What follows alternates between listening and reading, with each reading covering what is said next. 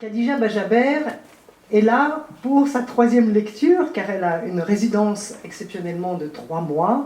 C'est une résidence qui est soutenue par Pro Helvetia, basée à Johannesburg.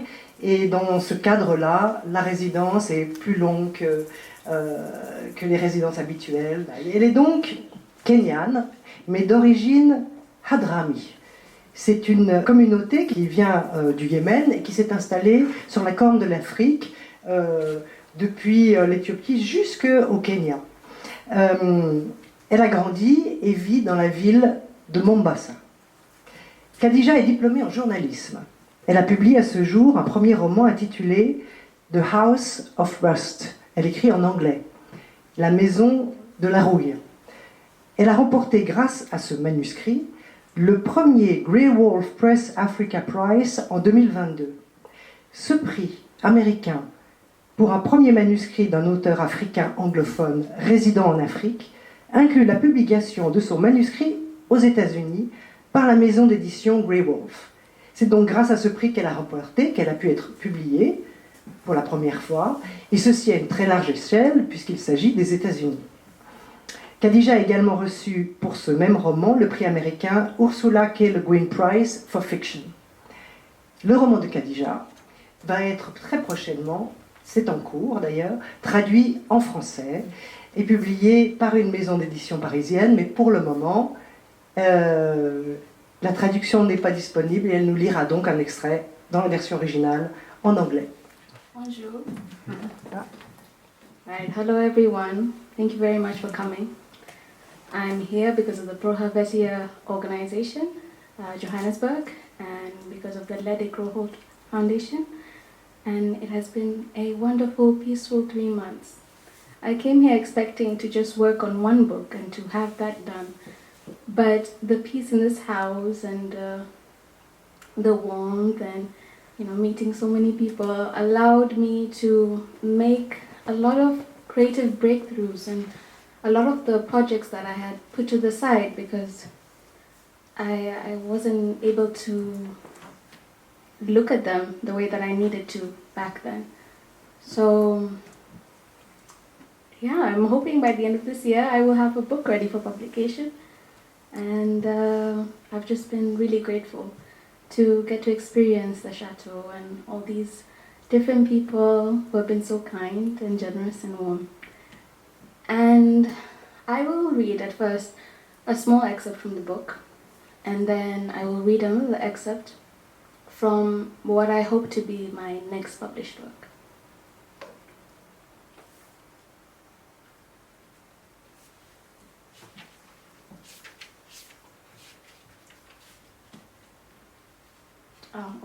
The House of Rust is a book about a girl in Mombasa whose fisherman father goes missing, and she runs off to the sea before he can be declared dead because she believes that he's still alive, and she goes with a philosopher's cat named Hamza to go look for him.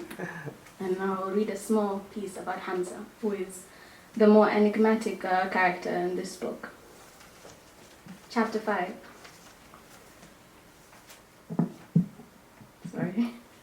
Chapter 5.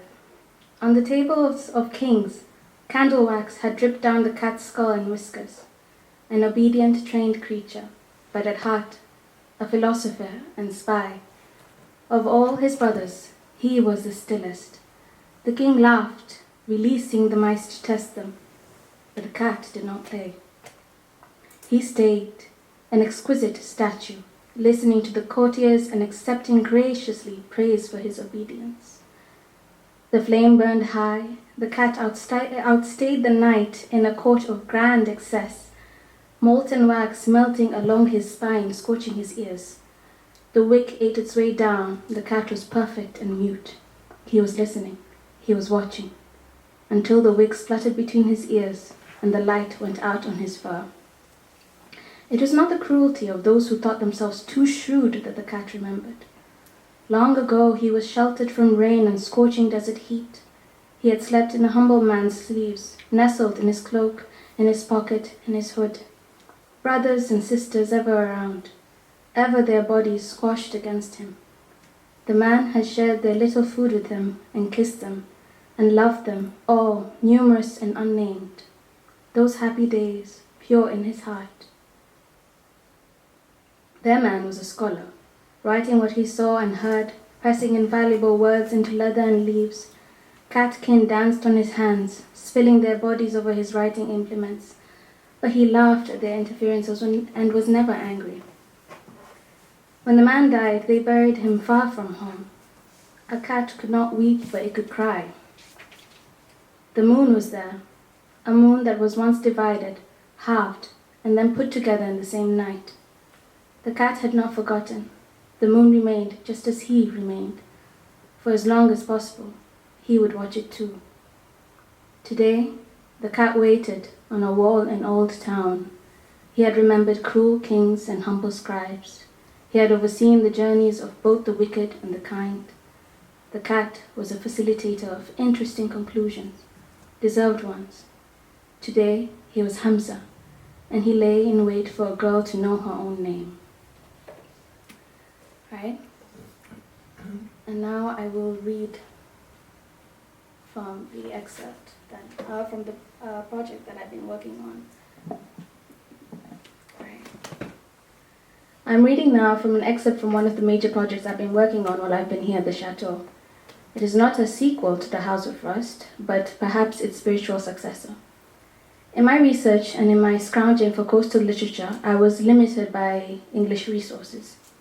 And one of these resources was a collection of stories related to Edward Steer by locals on the Swahili coast. Edward Steer transcribed these, I believe, in both English and Kiswahili. And these stories are called Swahili tales. I had heard of these stories in some variation here and there, related to me in snippets over the years, but always informally.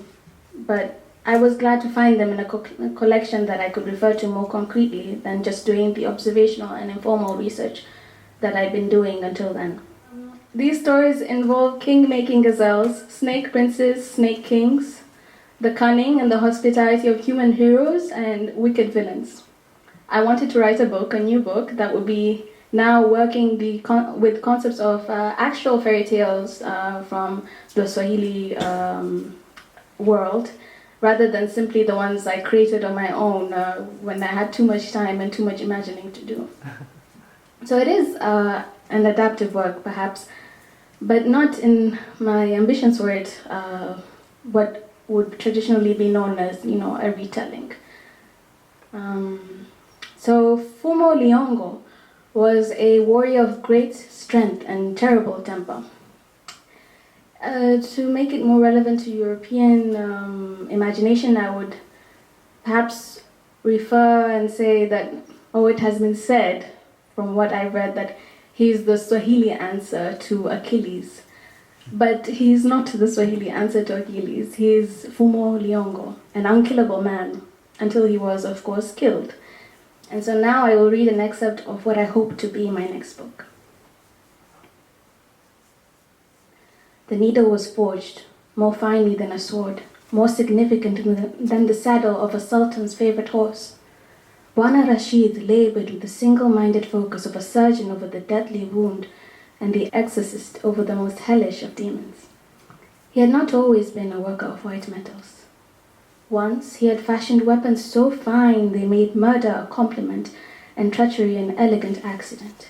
For each king of Pate had Rashid breathed his talent, his artistry and dedication into the kingly gift he bestowed upon them. Short daggers and scimitars and swords and shields that held against even the piercing tusks of elephants. When they had made the Portuguese weep and return to their mothers, only then did Bwana Rashid rest and go into the delicate work, silver, copper, and sweet, smelty gold. For years he had devoted his craft to pleasing merchants and their beloveds, to beautifying objects of stature and grace, to baubles and ornaments, until the old murderous heart of the world had let its shadow fall over his threshold again. 3 days and 3 nights did Bwana Rashid conjure the needle. It was no ordinary needle. If alchemy turned base metal to gold, Then there was a key most secret that turned the needle into something infinitely more precious to the king of Pate, the ingredient without which the copper needle would not exist, more precious than gold, bolder than blood, dearer than heaven, and worthy only of hell. The heart of the copper needle was betrayal. Thank you.